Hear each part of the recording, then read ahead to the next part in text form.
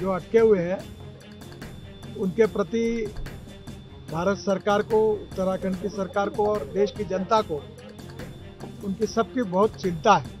यहाँ आसपास हिमालय में जहाँ प्राइवेट सेक्टर में जोजिला टनल का काम चल रहा है, बाकी टनल का काम चल रहा है, उन प्राइवेट सेक्टर में भी टनल के काम करने वाले एक्सपर्ट जो थे उनको भी यहाँ बुलाया। ये जो ऑगर मशीन है ये अगर ठीक से चल गई तो हम 2-2.5 दिन में वहाँ तक पहुँच सकते हैं। पिछले 7-8 दिनों से इस आपत्ति का मुकाबला हम सब लोग सब प्रकार के प्रयासों से कर रहे हैं। जो अंदर में जो लोग बैठे हुए हैं, जो अटके हुए हैं, उनके प्रति भारत सरकार को, उत्तराखंड की सरकार को और देश की जनता को उनकी सबकी बहुत चिंता है और हमारी सर्वोच्च प्राथमिकता है कि किसी भी प्रकार से उनकी जान बचाए, उनको बाहर निकाले। आज करीब 2 घंटे मैंने हम लोग सभी कंसर्निंग ऑफिसर जो यहाँ काम कर रहे हैं उनके साथ सभी प्रयासों के बारे में टेक्निकल चर्चा हुई। इसमें विशेष रूप से जो टेरिन है हिमालय का, इसमें एक प्रकार का स्टार्टा नहीं है। जियोलॉजी में अलग अलग रॉक के लिए अलग अलग प्रकार का हार्डनेस होता है, जैसे talc, gypsum, calcite, apatite, orthoclase, spars, corundum, diamond. तो डायमंड सबसे हार्डेस्ट मटेरियल है।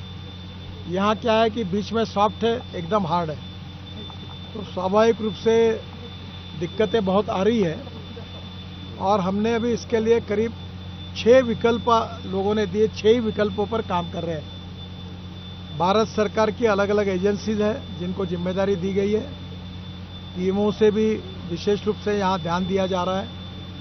उत्तराखंड के सरकार, उनके मुख्य सचिव और उनकी पूरा सहयोग है और NHIDCL ये भी इसमें विशेष रूप से हमारे महमूद करके एडिशनल सेक्रेटरी जो मैनेजिंग डायरेक्टर वो भी काम कर रहे हैं। यहाँ आसपास हिमालय में जहाँ प्राइवेट सेक्टर में जोजिला टनल का काम चल रहा है, बाकी टनल का काम चल रहा है, उन प्राइवेट सेक्टर में भी टनल के काम करने वाले एक्सपर्ट जो थे उनको भी यहाँ बुलाया। जो BRO के थे उनको भी बुलाया है। इसमें सबसे पहली बात यह है कि जो लोग अटके हुए हैं अंदर में, उनको हम मेडिसिन और विशेष रूप से जो फूड है वो उनके पास पहुंचा पाए और उनसे कम्युनिकेशन प्रस्तावित करें। पहले एक लाइन थी, अब स्पेयर में और दूसरी एक लाइन हमने करके रखी है और इसलिए स्वाभाविक रूप से उनको आने वाले समय में फूड पहुंचाने में, मेडिसिन पहुंचाने में कोई दिक्कत नहीं आएगी। ऑक्सीजन की लाइन भी है और हम इस प्रकार से पूरा पहली बात ये कर रहे हैं कि उनकी रक्षा कैसे करें, उनकी जो आवश्यकता है वो उनको कैसे मिले। पूरे ऑपरेशन में सबसे बड़ी प्राथमिकता है कि उनकी जान बचाए। यहाँ जो अनेक प्रयास चल रहे हैं ऊपर से वर्टिकल, हॉरिजॉन्टल, अनेक प्रकार के ड्रिलिंग मशीन, टेक्नोलॉजी, अलग प्रकार के अनेक प्रकार पे काम हो रहा है, जिसका मैंने और मुख्यमंत्री जी ने पूरी तरह से उनका प्रेजेंटेशन और उसका पूरा अभी तक का रिपोर्ट लिया है। राज्य सरकार ने और भारत सरकार ने जहाँ जरूरत होगी वहाँ एयरलिफ्ट करके रोड बनाना है, वहाँ रोड बनाना BRO बना रही है इमरजेंसी मशीन ले जाने के लिए। इसके लिए जो जो आवश्यकता होगी, एक जगह पर पानी की बहुत जरूरत है तो पानी भी लगेगा बड़े प्रमाण पर, तो वो स्वाभाविक रूप से सब प्रकार की व्यवस्था है, बिजली की व्यवस्था है, लाइट की व्यवस्था, पानी की व्यवस्था, ये सब सपोर्टिंग जितनी बातें उसकी भी व्यवस्था पूरी की गई है। बहुत से मशीन पहुंचे हैं। जो पहला प्रयास हमने ऑगर मशीन का शुरू किया जो अमेरिका में बनी हुई है, वो एक मशीन काम कर रही, दूसरी भी मशीन है, पर वो मशीन जब सॉफ्ट स्टार्टा था तो अच्छा काम कर रही थी। अचानक हार्ड मटेरियल आने के कारण थोड़ा सा चिंता का विषय हुआ। उसका भी टेक्निकल सॉल्यूशन निकाला गया है और वो मशीन जो है वो जो पाइप अंदर में जाएगा तो वो आखिरी तक पहुंचकर फिर वहां से लोगों को उसमें से बाहर निकालने का प्लान उसमें है। वर्टिकल भी 3 प्रकार के प्रयास है, उसके भी हम कर रहे हैं। हमने कोई प्रयास ऐसा नहीं रखा कि जो हमको नहीं कर सकते। हमने सब प्रकार के प्रयास किए। पहली प्रायोरिटी है उनकी जान बचाना, और जल्द से जल्द उनको बाहर निकालना। ये आपदा है, ये जो हिमालय का टेरेन है, इसका स्टार्टा बड़ा राजिल है, तो स्वाभाविक रूप से ये जियोलॉजी के दृष्टि से भी एक बहुत बड़ी समस्या है।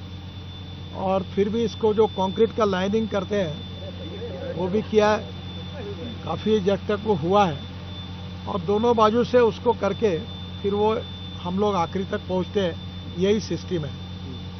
जम्मू के श्रीनगर के बीच में हम 18 टनल बना रहे, जो 15 बन गई, फिर झोजिला बना रहे, तो करीब उत्तराखंड, हिमाचल और कश्मीर, जम्मू कश्मीर को पकड़कर हम कम से कम 2.25 लाख करोड़ की टनेज बना रही है। ये जो लैंडस्लाइड्स होती है, इसके लिए भी हमने स्पॉट्स भी आइडेंटिफाई किए हैं, और उसके लिए भी परमानेंट सॉल्यूशन कैसे ढूंढा जाए, उसमें उत्तराखंड के सरकार ने भी एक रिसर्च इंस्टीट्यूट खोला है। हमने स्विट्जरलैंड के काफ़ी कंपनियों के साथ चर्चाएं की हैं, और इसके लिए भी परमानेंट व्यवस्था हमारे मिनिस्ट्री में करके इसको प्रोटेक्ट करने के बारे में हम काम करेंगे। पूछेंगे ये कब होगा, तो स्वाभाविक रूप से मैं इतना ही बता सकता हूं कि ये जो ऑगर मशीन है, ये अगर ठीक से चल गई तो हम 2-2.5 दिन में वहां तक पहुंच सकते हैं, और वो भी प्रयास सबसे नज़दीक होने वाला है।